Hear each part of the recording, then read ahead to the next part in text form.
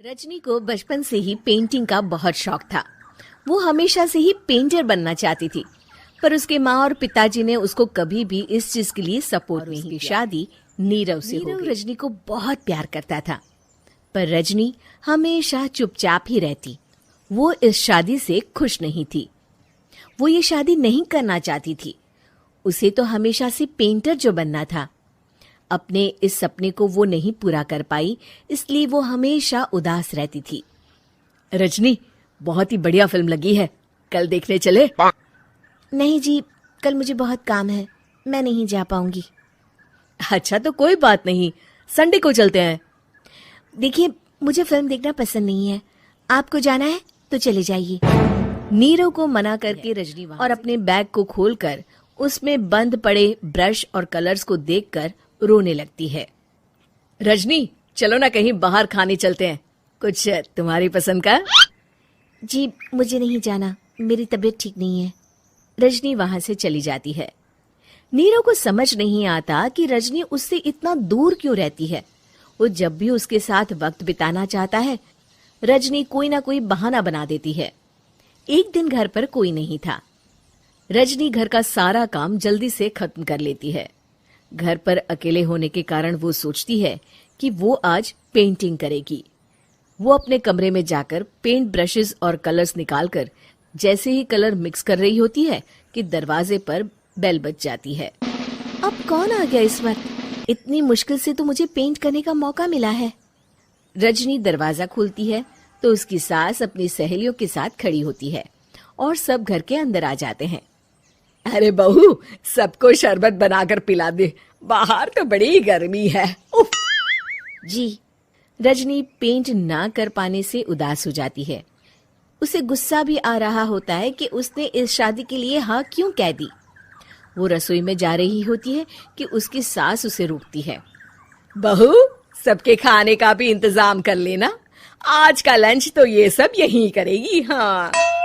रजनी बिना कुछ कहे रसोई में चली जाती है। सबके लिए खाना बनाती है।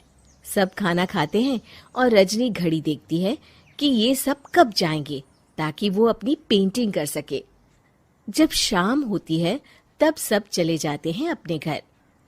अरे बहू, सब तेरे खाने की तो बहुत तारीफ कर रहे थे, सबको बहुत अच्छा लगा खाना। आपको मुझे सुबह बताना चाहिए था ना कि आपकी सहेलियां आ रही हैं। पता भी है कितना वक्त लगा सारा खाना बनाने में। अरे बहू, तू ऐसे कैसे बात कर रही है मुझसे? तो और कैसे बात करूं? मैं इस घर की कोई नौकरानी नहीं हूं कि इतना काम करूंगी। रजनी अपने कमरे में जाकर दरवाजा बंद कर लेती है। शाम को जब नीरव आता है तो उसकी माँ उसे पूरी घटना के बारे में बताती है।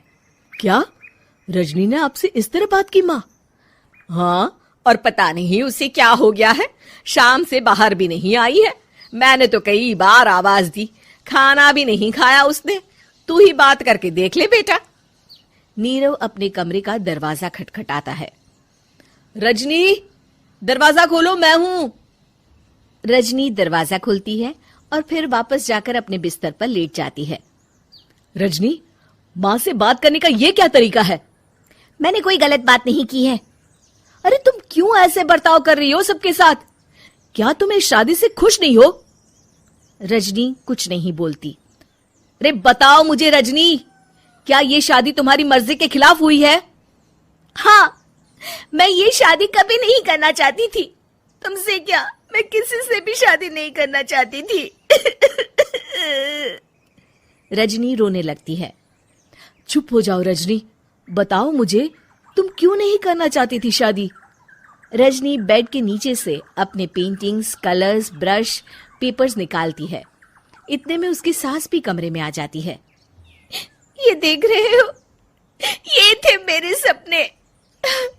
मैं पेंटर बनना चाहती थी, पर माँ पापा ने कभी सपोर्ट नहीं किया और मेरी शादी करवा दी। मेरे सारे सपने टूट गए। हर वक्त बस गुस्सा आता रहता है मुझे। मैं जानती हूँ कि आप लोगों की इसमें कोई गलती नहीं है, पर मैं क्या करूं, मुझे समझ में नहीं आता।